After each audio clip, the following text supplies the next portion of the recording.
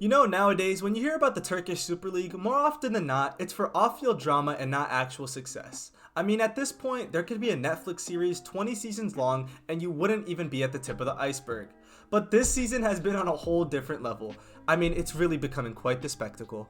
Let's just dive straight into it. Just a week or two ago, in a Turkish league match between Ankaragücü and Rizespor, the game ended 1-1.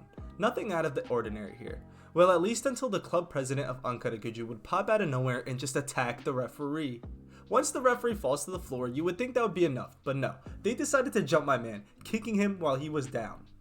So they beat up the ref because they didn't like his decisions. Well, that won't fly. So what do you think the punishment was? Throw the club into the second tier, give them a massive points deduction? No. Let's just fine them 2 million Turkish lira and ban home fans for 5 games.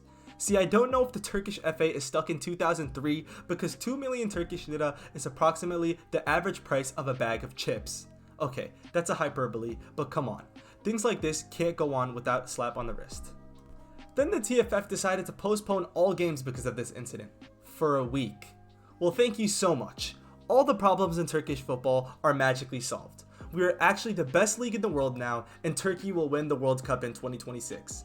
If you didn't postpone all matches for 7 days, all hell would have broken loose. Thank you, TFF. Well, at least the president got a lifetime ban, but once again, this won't fix anything.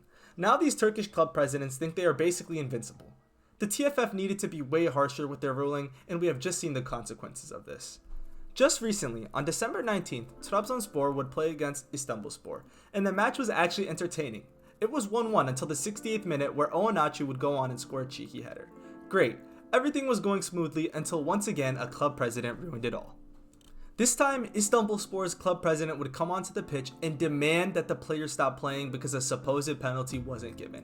And now you're thinking, okay, this must have been the clearest penalty of all time. Did the defender just pick up the ball with his hands and punch the attacking player? No, this was the challenge that got the club president freaked out. Okay, look, there was some contact, but we don't need to argue over if this is a penalty or not. You don't just order a game to be stopped because your team didn't receive the penalty. Every game in the Premier League would have ended up unfinished if this was the case. I mean, can you just imagine if Liverpool just walked out after their Spurs goal was denied? Like, that would just be insane. You don't even see that anywhere in the world. I mean, even the Istanbulspor players tried to convince the president to let them resume the game, with one player getting on his knees, begging, but it was to no avail. The match would be abandoned. Honestly, I can't wait to see what the Turkish FA is going to give as a punishment. My guess is that Istanbulspor has to pay for a kebab dinner party at the TFF headquarters and the players have to do 5 push-ups each. Also, they have to like this video and subscribe. Wait, that doesn't sound like...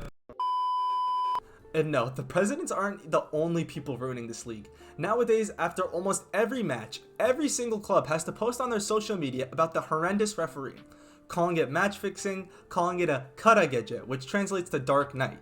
Where else in the world do you see this amount of accusations being thrown almost every day? I mean, as Turks, the whole community got desensitized to the accusation of match fixing. As for them, it's just another day of football. Well, you know what? Istanbulspor is dead last in the league anyways. They're gone next year, is what you might be saying to yourself. But this is Turkey, and when one fanless, soulless, and ambitionless club relegates to the second tier, another soulless, fanless, and ambitionless club takes their place. In fact, let's go take a trip down to where the pinnacle of football is being played, the Turkish second division. Okay, let's see the table. Okay. Eyüpspor is first. Where are they located, you may ask? Okay, that's a dumb question. The answer is Istanbul. Great, we didn't have enough empty Istanbul clubs as it is. Why not add more? And now with all this hate at referees, I wonder who will come to take the job between the match of Galatasaray and Fenerbahce. Both of these clubs are neck and neck in a title race. Everyone's eyes will be on this match. I mean, whichever ref is brave enough to come out and ref must be given some type of award. So in conclusion, the people at the TFF have absolutely no idea of what they're doing. The refs get beat up by club presidents. Matches get ended for no reason just because a club president didn't like the fact that his team that he owns didn't get a penalty, and each team's social media is ran by what it seems like 14-year-olds. I don't know how to fix the problem, but what would you do if you ran the TFF?